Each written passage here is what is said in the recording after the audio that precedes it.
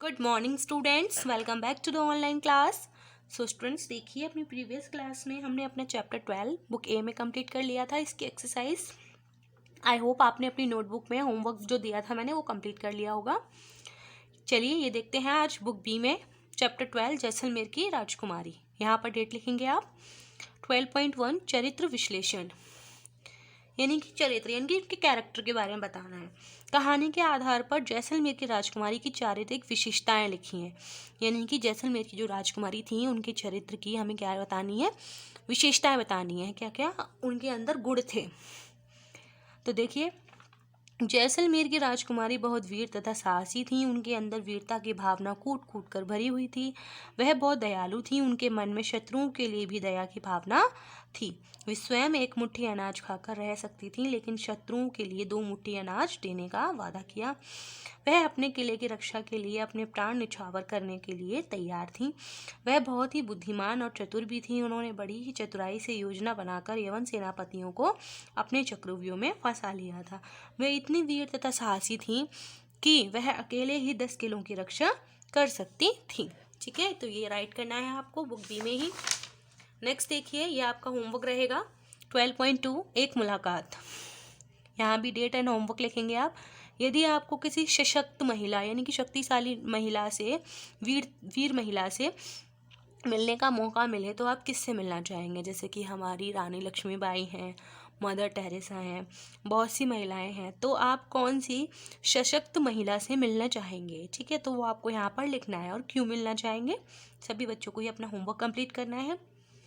आगे देखिए 12.3,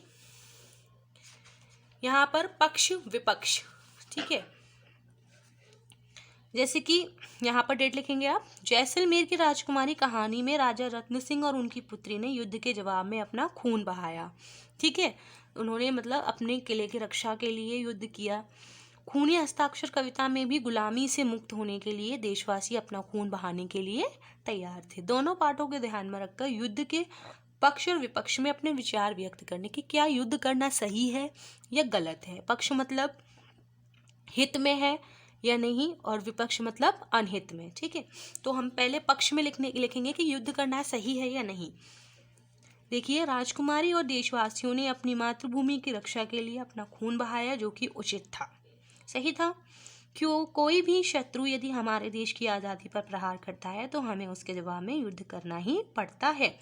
अपने देश की आज़ादी तथा अत्याचारों से बचने के लिए युद्ध अवश्य करना चाहिए। तो ये पक्ष में हो गया। ठीक है, अब विपक्ष में कि युद्ध करना बेकार भी तो है। कैसे कि कभी भी हमें अपने निजी स्वार्थ पूर्ति हेतु किसी से युद्ध नहीं करना चाहिए, यानी कि अपने स्वार्थ के लिए किसी से लड़ाई नहीं करनी चाहिए, किसी का खून खराबा नहीं करना चाहिए, क्योंकि इससे बहुत से धन जन को हानि होती है। और अगर हमें किसी से शत्रु से युद्ध करने की परिस्थिति बन जाए उससे, तो हमें उसको एक बार संधि करने का मौका, यानी कि तो एक बार सबसे पहले हमें अपने शत्रु को संधि करने का, यानी कि सलाह मशवरा सुलह करने का मौका देना चाहिए। ठीक है, तो युद्ध सही भी है और गलत भी है युद्ध करना, लेकिन सही काम के लिए, अपने देश की रक्षा के लिए किया गया युद्ध सही होता है, लेकिन अपने स्वार्थ के लिए किया गया युद्ध सही नहीं होता है। ठीक है, चलिए आगे देखिए 12.4 व्याकरण अभ्यास। यहाँ भी डेट लिखेंगे आप। उद्देश्य और विधेय पक्ष लिखकर निम्न वाक्य पूरे करें। यहाँ पर हमें क्या लिखना है, उद्देश्य और विधेय लिखना है। जैसे कि डैश सबको सत्य और अहिंसा के मार्ग पर चलने के लिए कहा, तो हम सबको सत्य और अहिंसा के मार्ग पर चलने के लिए कहा। ठीक है, या फिर देशवासियों, सभी देशवासियों को, ऐसे लिख सकते हैं। अब या फिर ये बोल सकते हैं कि जो थे सुभाष चंद्र बोस ने, यहाँ पर हम ये भी लिख सकते हैं, सुभाष चंद्र बोस ने सबको सत्य और अहिंसा के मार्ग पर चलने के लिए कहा। अब सुभाष चंद्र बोस का नारा था, तुम मुझे खून दो मैं तुम्हें आज़ादी दूंगा, तो ये हमारा उद्देश्य और ये विधेय। सूरज पूरब से निकलता है, तो सूरज क्या है, उद्देश्य। पूरब से निकलता है, ये क्या है, विधेय। भारत देश, ये क्या है, उद्देश्य। 15 अगस्त 1947 को आज़ाद हुआ, ये है विधेय। जैसलमेर की राजकुमारी, ये क्या है, उद्देश्य। जहाँ पर वाक्य में जिस व्यक्ति या वस्तु के बारे में बात की जा रही है वो होता है उद्देश्य, और क्रिया में जो भी कहा जा रहा है उसके बारे में वो होता है विधेय।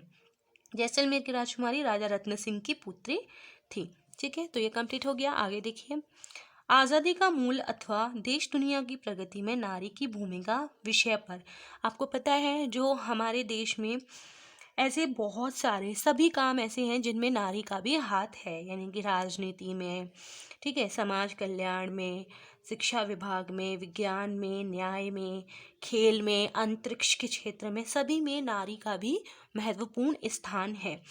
तो आज़ादी का मूल्य अथवा देश दुनिया की प्रगति में नारिका की अहम भूमिका है।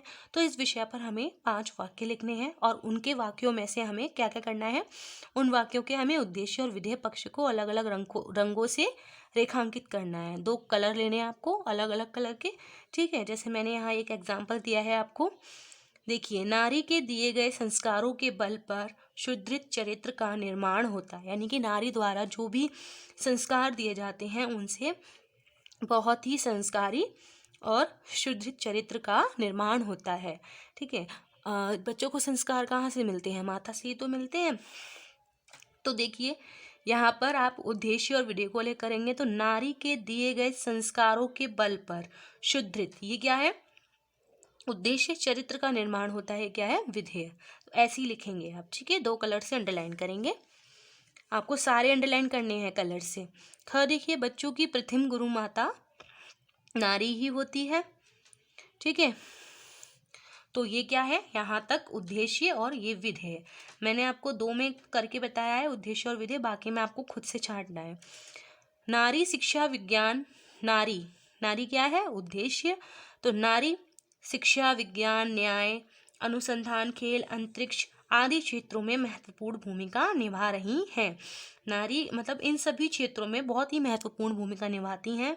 ठीक है, तो इसमें आपको नारी क्या है, उद्देश्य, बाकी सब क्या है, विधेय। देश की आज़ादी में भी अलग अलग 2 कलर से आपको करना है, उद्देश्य को अलग रंग से और विधेय को अलग अलग रंग से अंडरलाइन करना है। देश की आज़ादी में भी नारी महत्वपूर्ण भूमिका निभा रही हैं। ठीक है, तो देश की आज़ादी, उद्देश्य, बाकी आप खुद से लिखेंगे। ओके, ये खुद करेंगे आप। राजनीति और समाज के विकास के क्षेत्र में नारी का महत्वपूर्ण स्थान है। ठीक है, इसमें भी आप अपने आप से छांटेंगे, उद्देश्य और विधेय अंडरलाइन करेंगे। चलिए, आपकी बुक बी में ये वर्क कंप्लीट होता है, ये चैप्टर। हम नेक्स्ट डे मिलते हैं। आप अपना यहाँ तक वर्क कंप्लीट कीजिए। Till then, bye bye.